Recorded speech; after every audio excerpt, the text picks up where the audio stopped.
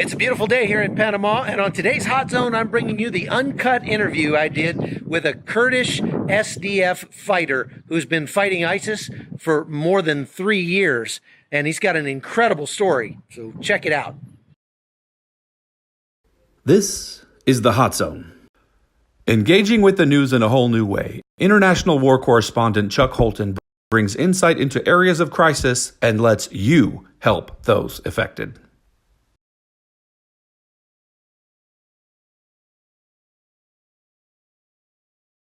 My name is Farad Batman. I am 34 years old. I grew up in Europe, Sweden. Was born in Lebanon. Our family, immigrated to Sweden after war and all that stuff. You're Kurdish? Yes, I'm Kurdish. I'm Kurdish. I have family here. Everything is. I'm Kurdish, 100%. Christian? Yes. So Kurdish Orthodox. I was. You want me to start for how I came here or my life? Yeah. Just start with this. Okay. 2015. You saw what was I mainly lived my life, in Sweden, not doing so much, working with the youth and actually some people who did breakdancing and stuff, because I was an old breakdancer. I did my time. I served Sweden as well. In 2014, 13, when the conflict started here in Syria, I was very, turned an eye for it a little bit, because I was always used to war, because I was born in Lebanon when it was war, and as a Kurd, you always grew up with hearing about, Kurdistan fighting in Turkey or Iraq and all that stuff. But it came to a point in middle 2014 when my mother told me that my uncle had been killed fighting ISIS. So I asked her, I said, do they have his body or they don't have his body? So she said, no, his body is gone. So I remember just sitting at home, just like, what am I supposed to do? I can't sit here and not do anything. And it went like 4 months, 5 months after I heard that my uncle has been killed. Their position got overran in a small town called Tel Hamis. And they were like 4 or 5 in that house. They were like protecting some line. Oh. It'll come back on. Yeah, it will come back on. I was wondering about that. Actually, I was kind of pleasantly surprised that It hadn't turned off yet. Electricity was on for so long. Yeah, during the nights it's usually on a lot. Oh, really? Yeah. It's on a lot. Okay, hang on. Yeah. Let everything get back on again. Yeah. Okay, so go ahead. Keep going, Yeah, keep going. Yeah, so after I heard my uncle had been killed by ISIS here with the YPG in Tel Hamis, I kind of lost it at home. I was like, of course, like everybody else, we were seeing videos, we were seeing what ISIS were doing, in Sinjar with the Yazidis and everything, And me as a Kurd, I feel I was connected to it, to every point I was connected to it. And also I grew up being bullied more or less about people telling me I don't have a country. So I felt like a really responsibility, that I have to play my part, I have to do my duty. Mm-hmm. So I told my family I'm going to Spain, and I came here to Syria. And that was in 2015. I came here, they gave me some sort of training for like 2 weeks, or because of my English, and so they sent me out very early to do translation. And from 2015, I think I was fighting a lot. I was fighting until like 2016, mid 2016, and then they needed another translator again. So they asked me to come to do some translation for the coalition, and I did that as well. But I never found it like rewarding, or like I felt like I was doing something, because I was wanted to do like medical work, help people out, and I also, of course, I wanted to fight, because I'm a soldier. It's a normal thing for me to say, I want to fight, I want to take these freaking bad guys down. They killed my uncle and they did all of this. But while I was with the coalition, they killed my cousin as well. And from that day on, I kind of left the coalition. I said, I'm not going to do any translation for anybody anymore. I'm going to go to a unit and I will fight. It's hard what you see out there, you know. It's most people, we get really disgusted and angry, and you know, like what we see on TV or internet. But the things you see on internet while they're cutting some dude's head off, it's far from the worst they do. It's far from the worst I've seen. Like seeing a video of them cutting some dude's head off, it's not very, for me, oh my God, anymore, because I've seen so much more that is so much more terrible. You can go to random villages, you can see this 14-year-old kid with no hands, and they've cut his hands off because he'd been smoking cigarettes, or he was poor, he wanted to eat food. So it's like, they had really big plans, really big plans, and they were very close to succeeding. They made their own money, their own coins. They had their own rules, own laws and courts, and of course it was Sharia. And it was very Stone Age Sharia, as we call it, very hardcore. So for me, it was very, very obvious. I have to do this. I will do this until I freaking die or it's finished. So some of the things, like for example, we have seen in their cities, is like rape houses, torture houses. It's I've gone into this rape house with people that've been in the military for like 15 years, 8 years, 10 years, and we all felt the same, like stomach turning, and like it's beyond like what anybody can grasp what's going on here. It's so much more than just them cutting some dude's head off, because I would rather get my head cut off than be treated on some of the things they have done to people here.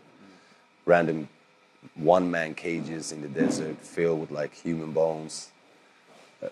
The rape house is one of the things I will never forget, because it was filled with children clothes. It had like boxes of condoms in one corner. You had drugs in the other corner, syringes, bloody mattresses, chain. You could see like where chains had been hanging on the walls.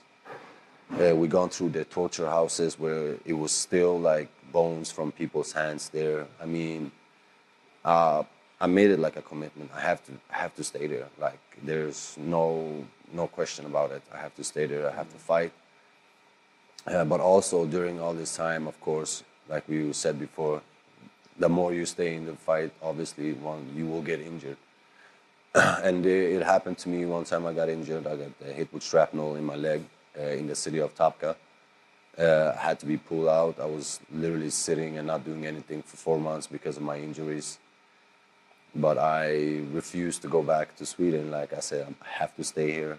I cannot leave, because I was so emotionally connected to the people. Not just my brothers and sisters that were fighting next to me. I was more connected to the people, because I could see what the people were going through. So I always say to myself, if I lay sleepless at nights so other people can sleep, it's all worth it for me, you know, because that's what we do. I'm been trained to fight. I'm a soldier, and of course all of this stuff comes along with it. But the further we go now, you know, the further we come closer and closer to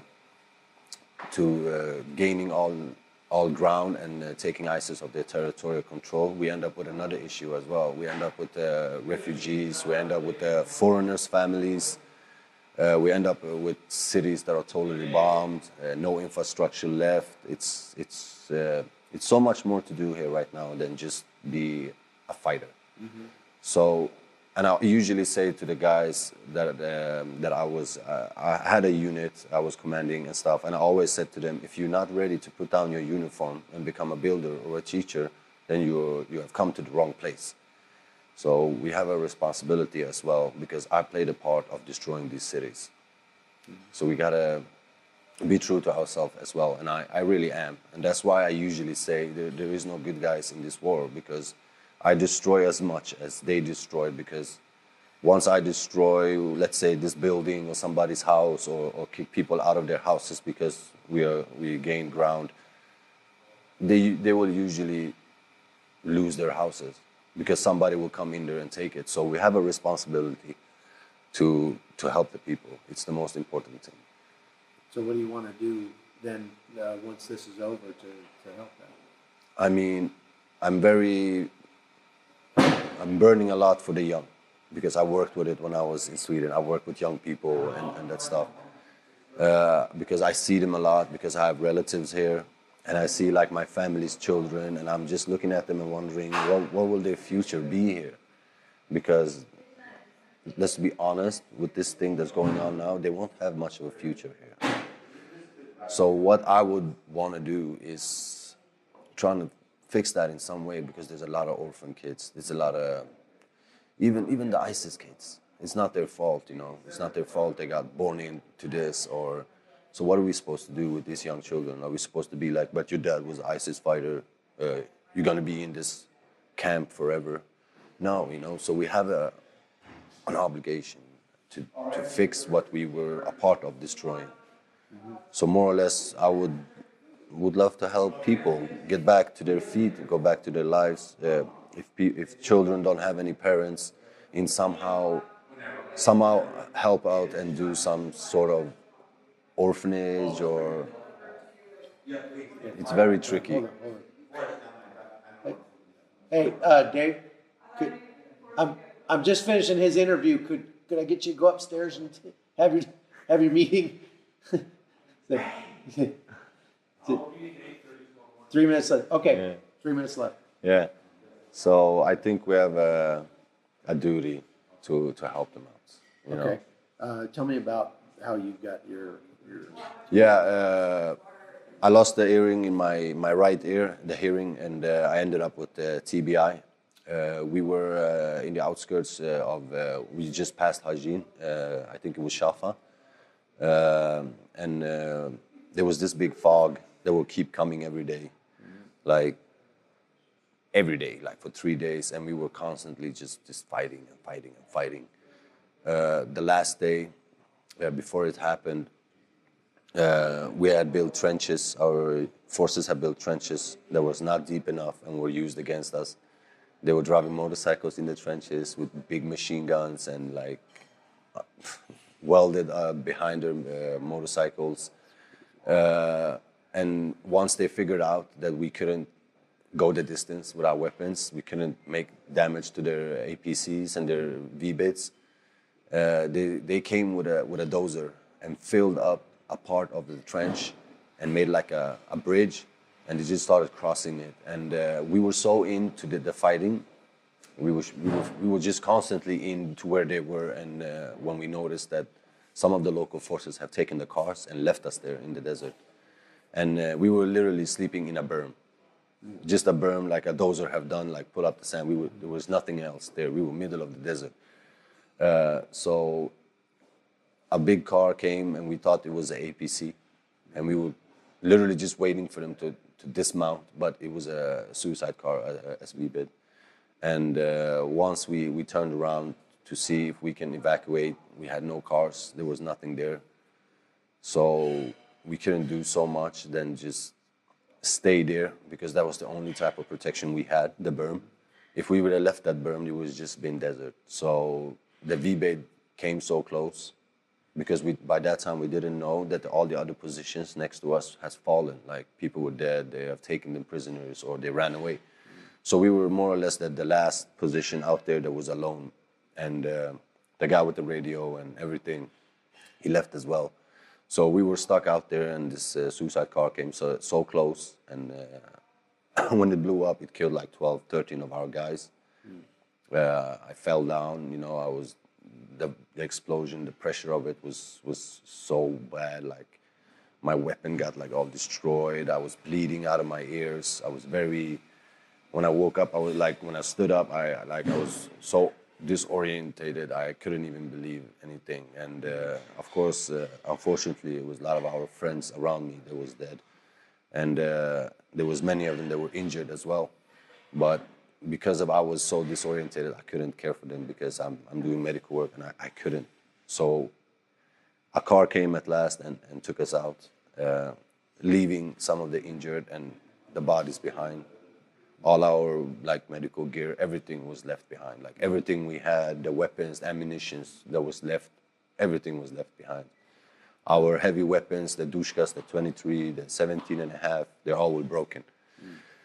So So they say ISIS is destroyed. Yeah. Is that the truth? No, they're not destroyed. I mean, people thought that once we took Raqqa, that ISIS was over. No, that's not the thing, because ISIS just kept moving further south to the Deir ez-Zor governorate, but as well they left many people behind, really many people behind. So there are insurgents right now. So just today, a mine blew up in the city Kamishlo. Like just a couple of days ago, in all our cities, suicide bombing. As the one in Manbij that killed the coalition servicemen and stuff. Like, I mean, they will not give up. It's insurgency. So, What will happen if the United States pulls out of here and leaves? I think if the United States pulls out, it will be a start of a new war, because we will be forced to protect ourselves against the proxy military that Turkey uses, the so-called FSA, which we know is not FSA. This is the people that ran away from Rojava and Idlib, everything from the regime or from us early days of this fight. So this is ISIS. That is. Yeah, they are jihadis, straight up. They're jihadis. There's videos online when they took Afrin, how they're slaughtering people. They have ISIS flag and Nusra flags. So these are not Free Syrian Army. There is no Free Syrian Army anymore. Free Syrian Army kind of disappeared when Obama left. That transition there, when they stopped the program to arm them and all that stuff, then they just started fighting each other. And all of a sudden, one group said to another group, you need to uphold, the Sharia law. The another group said, no, we don't want to be like that. And the groups that were not ready to be as hardcore as Al-Nusra or Har al-Sham or ISIS, they just got wiped out, or they joined our forces to fight them. Mm-hmm. So it will be very bad. And it would not just be bad for us. People think it's just like, protect the Kurds. No, you need to, it's not just us. It will be, let's just say, God forbid, they come in here and they take over everything again. Mm-hmm. It will literally be a place where terrorism is being frowned, and they can literally just go wherever they want in Europe. Because we all know that they go through Turkey. We have found 700 passports in a city of Shadadi. Once we took it, we found 700 passports. And all of them were new, and all of them were from foreigners. And all of them had just one stamp on them. It was Turkey. So they all came through Turkey, and they leave through Turkey. So it's not a news for us that they go and come through Turkey. It's old news for us. But it's very hard to get the word out there and be taken seriously, because, as we know, Turkey is a NATO ally and all that stuff. Mm-hmm. So it's very tricky, So let's say I get the chance to show this video to Donald Trump. Yeah. What would you say if you could talk directly to Donald Trump and tell him, look, I'm on the ground here. Yeah. I've been fighting this war for 2 years. This is what needs to happen here. Yeah. What should the United States do? I would say that we need a no-fly zone, first of all. And we need to make sure that Turkey stops this aggression and take this matter really serious, because ISIS is not finished. They may have lost their territorial ground, but their ideology is very strong. Let's be really clear with that. These are really hardcore people. They're not joking. We need to establish a certain level of security for all people here, not just Kurds, for all people. And just the no-fly zone and keeping Turkey out is very, very important, because we don't want to fight Turkey. Because we get very mixed up with PKK. And it's no news that some of them came to join YPG as well. But that's not what we want. We don't want to come here and say we want Kurdistan. No, we want just a democratic Syria. We want a free Syria. We want the right to practice our religion without getting killed. I want to be able to speak Kurdish, Arabic, whatever I want, without being afraid, and that won't happen if if the coalition, everybody leaves. Like, we have done so much work for U.S. and the coalition. It's ridiculous. Like, we have lost more than 5,000-6,000 men in this war. I have lost so many friends. I have lost more than 20-30 friends, really good friends. Like, my best friend died in Raqqa, like really my best friend. And I mean, family members. I have my uncle and my grandpa. They literally walked from Syria to Sweden to escape the war. Wow. And that was like a 2-month walk. And my grandpa is 80 years old, you know? So I mean, let's forget the war and the fighting males. Think of the people that can't run anywhere, you know? The old, the young. What future does the young have here if it keeps going like this? There's no future. Yeah. You know? And I think that with all that you've seen, as we all know, that's difficult to deal with once the fighting is over. Yeah.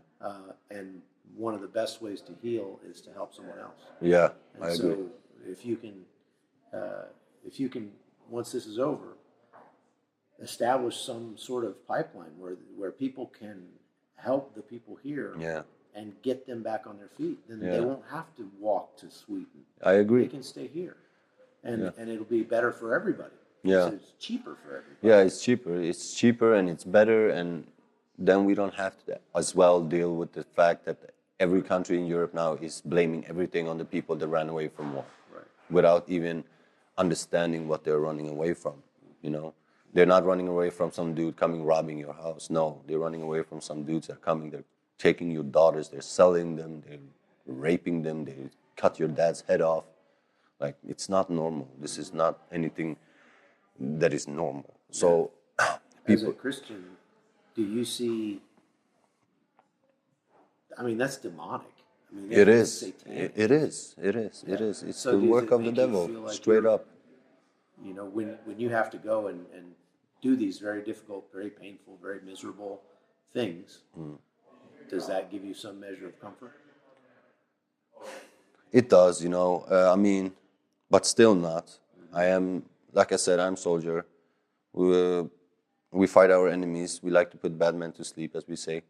But I mean, I still, you know, every time, like I say this to my friend always, something I will never forget in my life. It is when I hear a mother cry for her children, you know, because it's so connected to me. Yeah. So when I hear that, I just get destroyed. And you can never put too many bad guys to sleep to forget something like that. But to help people come back to their feet in some way, you know, just by giving some, like, they don't even have footballs, little kids here, to play with a ball. Like, it's A toy. they don't have it. Like, and the stores and everything, they're just taking advantage of the war and the prices, and it's like they forgot this humanity thing, you know. So if we gotta sacrifice a lot in our lives to help them, which I've already done, and I feel like I already sacrificed so much, I have nothing to lose. So I'm glad I can dedicate my life to help people come back on their feet. But it's not possible if the coalition leaves. Then we will be forced to come back as soldiers again, and eventually we will freaking die here, you know. And I don't want to be like a poster on the wall where they say he died for this and that, because in 2 years that would have no meaning.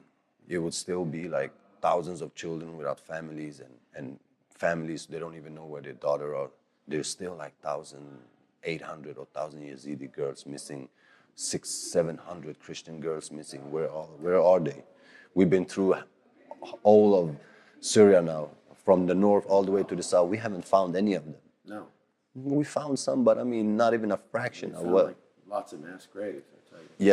Yes, and they're finding them every day. In Raqqa, just a couple of weeks ago, they found another one with like 60, 70 people. We will never figure out who these people are. We don't have dental records here, DNA. This is not the West. So people will be going around not knowing what happened to anybody in their family. But doing that while people are still dying and getting bombed is just a recipe for disaster, you know? So we got to finish it. yes, We got to finish what we started. yes, that's really important. And it doesn't necessarily mean that people need to bomb people, you know?